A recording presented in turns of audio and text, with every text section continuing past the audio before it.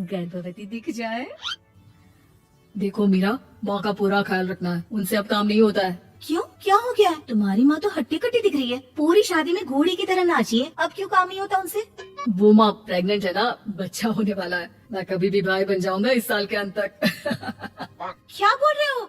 वो सर पर हाथ रखकर बैठ जाती है। यार पहले क्यों नहीं बताया? कैसा मजाक है ये? झूठ बोल रहे हो ना? हाँ, झूठ बोल रहे हो ना? तभी ससुर की आवाज आती है। बहू, पानी गर्म कर दे, तेरी सास को दवाई देनी है। समय पर दवाई ना दी तो परेशानी हो जाएगी। और हाँ, जरा काजू पीस कर दूध में मिलाकर ले आना, तेरी सास खुद से तो अपनी संभाल करेगी नहीं। हे भगवान, ये मैं क्या सुन रही हूँ?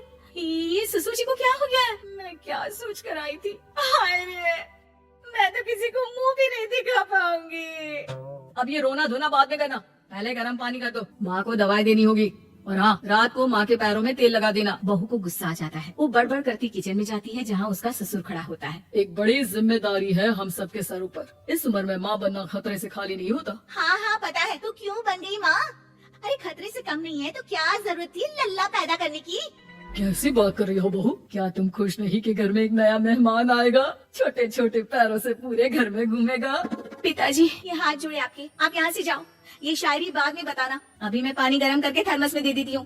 सारा दिन पिलाते रहो गर्म पानी, और हाँ, ये बच्ची की बात बार बार मुझसे कोई नहीं करेगा। बहू का पारा अब चढ़ा ही रहता था, वो काम तो सारा करती, लेकिन किलस किलस कर। मीरा सारे काम से फुर्सत पाकर बैठी होती है कि माँ का फोन आ जाता है। बेटा, बहुत बड़ी जिम्मेदारी है तेरे सर पर, अच्छे से निभाना।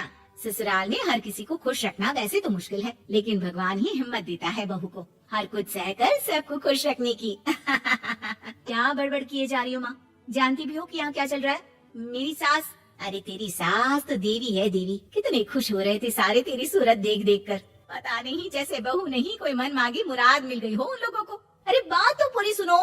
मन मांगी मुराद तो पूरी हुई है। अरे मेरी सास को बच्चा होने वाला है, प्रेग्नेंट है वो। क्या बकवास कर रही है मीरा? ये बात किसी को कहना मत। मुझे तो बता दिया, लेकिन अब अपनी जबान सिल ले। कहाँ है तेरी सास? बात तो करा मेरी। ऊंचू जरा, पोता पोती खिलाने की उम्र में खुद का बच्चा खिलाने का शौक कहाँ से आ गया? और आया भी तो बताना तो चाहिए था। अब क्या नाक कटाने के लिए हम लोगों से रिश्ता जोड़ा है? रुक, तेरे पापा से बात करती हूँ। मीरा फोन रखकर लेट जाती है। वो एक सपना देखती है कि उसकी गोद में एक बच्चा खेल रहा है।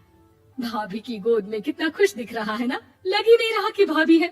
मैं तेरे लिए क्या लाया हूँ, सोने की बालियाँ, तेरी शादी में तो मैं बुढ़ा हो जाऊंगा ना। अरे कैसी बात कर रहा है बेटा, इसकी जिम्मेदारी तो तू ही लेगा, हम लोगों का तो कोई भरोसा नहीं, कब ऊपर वाला उठा ले। बहू को सास को देख देख कर गुस्सा आ रहा था, तभी वहाँ पड़ोसन आ जाती है। अरे बहू, तुझसे तो पूछने से भी डर लगता है कि कब खुशखबरी सुना रही है। अब तो अपनी 1 महीने की ननद की ही जिम्मेदारी संभाल ले, बहुत है। अपने जेवर भी रख देना और पैसे भी जमा करना शुरू कर दे। वो बात आगे बढ़ाती, उससे पहले ही बहू जोर से चिल्लाकर उठ जाती है। नहीं नहीं नहीं नहीं, मैं अपने जेवर किसी को नहीं दूंगी। अरे कौन ले रहा है तुम्हारे जेवर? तुम औरतें भी ना सपने में भी जेवर ही संभालती रहती हो। मैंने जो सपना देखा है ना, सुनोगी तो होश उड़ जाएंगे। अच्छा, तुम अपना सपना बाद में बताना, पहले मेरा सुनो। कल मैंने इतना अच्छा सपना देखा, इतना अच्छा सपना देखा कि अगर वो पूरा हो जाता है ना तो मैं तुम्हारे लिए रानी हार बनवा दूंगा। बहू अब सारे गम भूलकर पति का सपना सुनने में लग जाती है।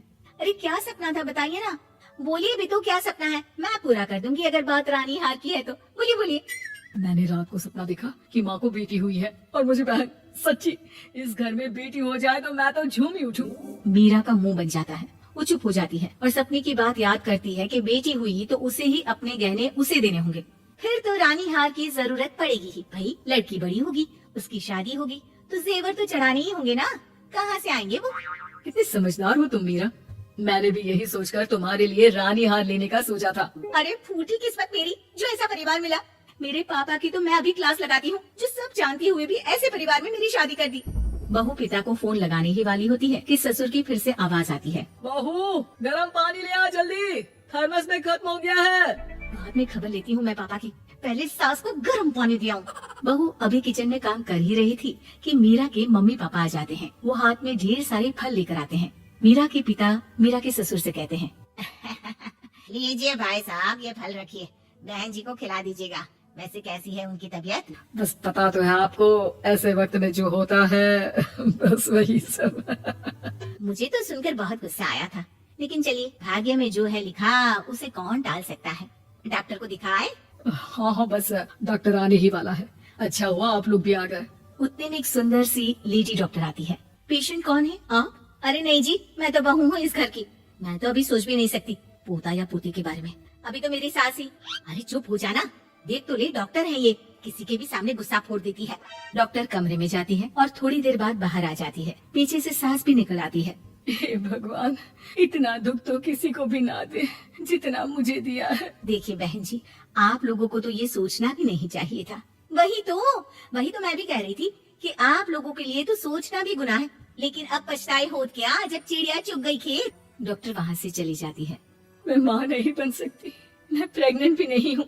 ये कैसे? तुम तो बोल रही थी कि अरे वो गैस का दर्द था और पेट भी गैस से फूल रहा था। डॉक्टर ने चूर्ण दे दिया है, गर्म पानी से फाँकना है।